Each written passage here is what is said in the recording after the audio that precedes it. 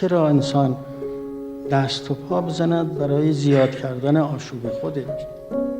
چرا دنبال این هستید که زحمت‌های خودتون رو زیاد کنید؟ سلمان هم حکومت مدائن بود. وقتی سیل آمد، پوسی که زیرش بود بعد داشت رفت بالا، گفت نجل مخففون، من چیزی ندارم تا آب ببرم. یه پوسی هست اونم برداشت. حاکم اونجا بود.